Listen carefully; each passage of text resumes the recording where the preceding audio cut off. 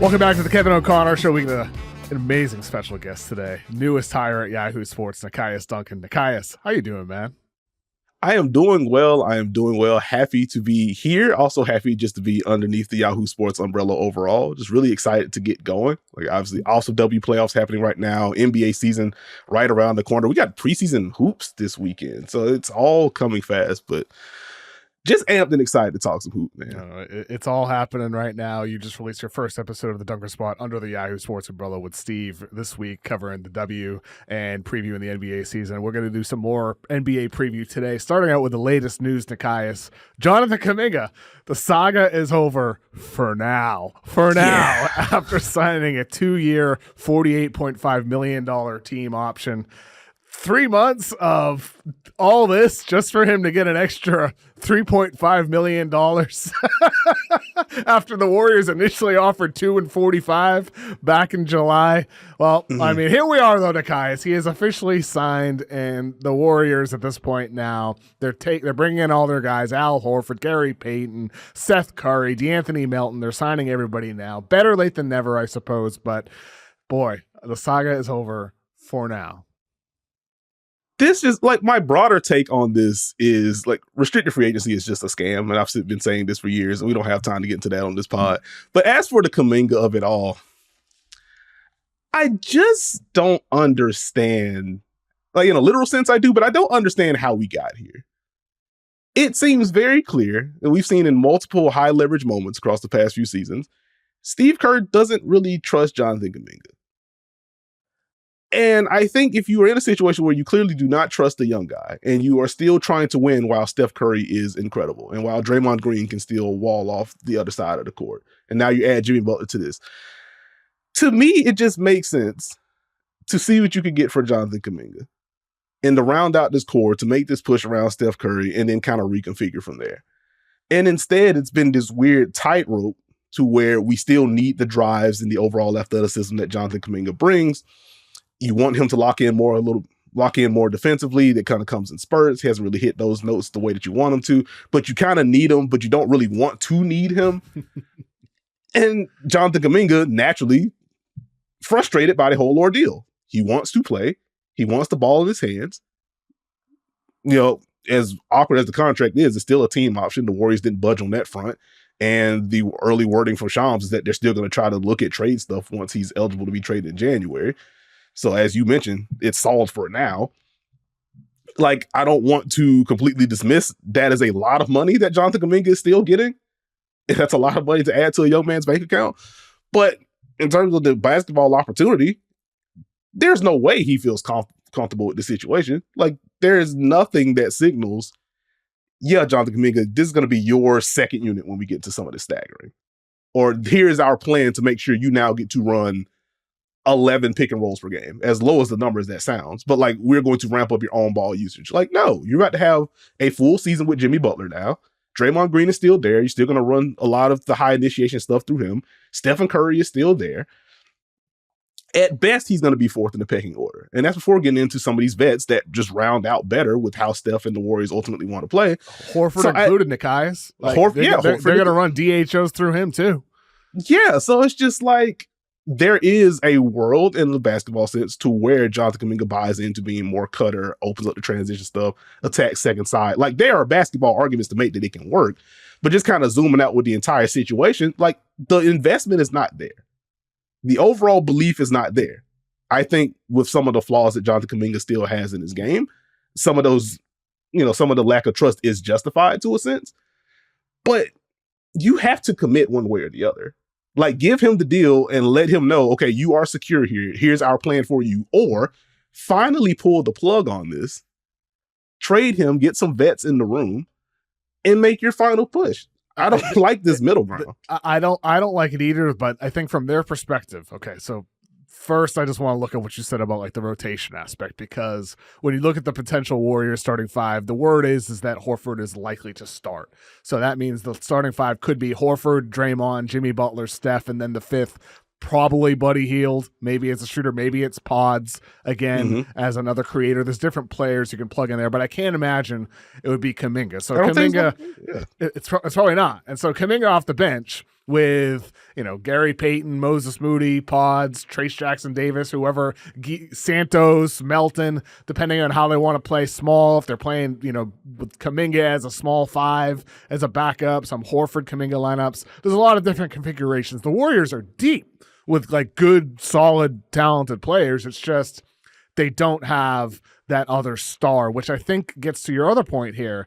The reason why they didn't do like Malik Monk sign and trades or a sign and trade with the Suns is because their ownership, A, they love Kuminga. They want to try to make it work with Kuminga. But B, if they are going to trade Kuminga, they want to go out and get a star. They want to go get a guy that they can bring in and feel like this dramatically increases our championship odds, not Malik Monk.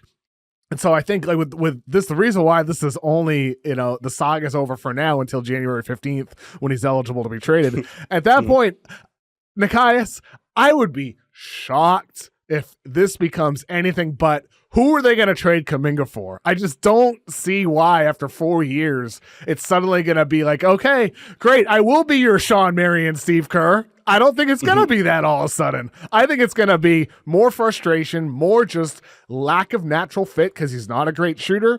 He's not a very aware player defensively. He doesn't bring consistent defensive effort as well. He doesn't give the things that the team needs, which is why for him, as you said, to his point, he sees himself as more of an on-ball guy and he wants to grow in that role. So, go get traded to a middling or a below-average team without any hopes of contending, and maybe you do grow into that there. It's just a misfit with the Warriors, but I think they're just waiting for the chance to package Kuminga with other guys in January or February for a star. And like that, the logic itself makes sense, but again, you see what's happened. Other teams see that you don't really trust the dude in high leverage moments. So like who's going to be the team that's willing to give up the star in a Kuminga thing? Like barring someone doing some unbelievable strong arming. Like obviously there's always going to be rumblings around Giannis for a quick example, but like unless insert star name here is like, I want to go to the Warriors, nobody else, I will retire if not, or something egregious to that degree. Like what incentive do teams have to give a star for Jonathan Kuminga? Like, even if you believe in him, the Warriors have shown that they don't. And so it's like, okay, we can get him lower because we know you don't agree, you don't believe. Like, it feels delusional is what it feels like to me with the Warriors, like the idea of this happening, especially Giannis in particular, because even if Giannis said in January or February, I want to be traded to the Warriors and only the Warriors, if you're the Bucks, you're like, well, they're going to give us 3 firsts, 3 swaps, a second, Pods, Moody, Kuminga, Hield to get to your number financially. You could probably do better than that if Giannis is on the table in the summer. So if you're the Bucks, it's not to the benefit of your future if you were to take that package, unless they happen to be extremely high on Kuminga or extremely high on Pods. To me, I think the most likely trade targets for the Warriors would be they would dream about LeBron, but that's likely not happening. Lauri Markkanen feels more realistic. Yeah.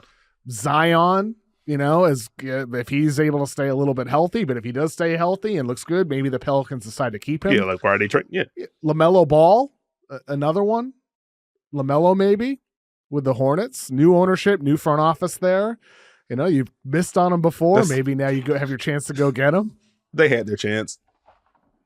They did. And they whipped. But the point is that like with Kuminga at $23.3 million plus Moody plus Hield, they can get to $44 million pretty easily, and that's not factoring in Pods and other guys that could add to get to $50 million, or even just Kuminga alone in the $20 million range. I think ultimately that's where this is going to end up. And, we'll see come January, maybe things change, but ultimately I still look at this Warriors roster and, they add Seth Curry, they bring back Melton. I feel like this team, there's 8 guys that are 6'5" or under. Steph, Seth, Pods, Hield, Moody, Melton, Peyton, and Richard. They're all under 6'5". I feel like this team is too small, Nekias. Do you sense, is that one of your concerns with this Warriors roster at all? Like a little bit, but I also feel like because they have so many of those guys, like they do have a level of lineup I don't know if lineup versatility is the right word to use in this comparison, but like they have a lot of different guys that can kind of slide in. So if you're worried about one guy, they can just kind of hockey line sub it. Sure. And kind of work around it that way. And I think ultimately, if you're able to counter some of your size issues with, we move the ball so incredibly well, we cut well, we screen well, we can just kind of stay ahead of it. The rebounding isn't going to hurt as much if we're able to fly around and force turnovers defensively, like we saw for a large portion of last season. If we're super efficient offensively, we're not worried about getting crushed. We're not worried about not getting offensive rebounds because we're scoring and stuff like that. So like, it's not like a red alert type concern for me. It's something I'm keeping an eye on. Like for me, it's more just general health and age, particularly with the front line. Like Jimmy generally misses time. Draymond is less missing time and more, he's hurt, but he's going to play through it because he's tough. And then obviously Al Horford, there's going to be a level of maintenance, I would imagine, with him. And so it's going to be more so that what is going to be their record once they get to the postseason. Because I think even if they win like 45 games this year, if their core 7 or 8 are healthy, they're going to feel like they can beat anyone, especially if there's the synergy that's kind of been built throughout the year. So for me, it's just more so, can you be healthy enough to the regular season to where you're not entering in at like 9th and you got 2 play-in games and then you got to face the Thunder or the Nuggets or something in the first round. They just kind of got to get there. So that's probably more of my thing than like the general size. I think the speed and the overall IQ around a lot of that core can kind of offset some of that. They're gonna have to trade Kuminga. To me, I think that's what's gonna end up happening. They're gonna have to trade Kuminga. It's just a matter of what they get in return.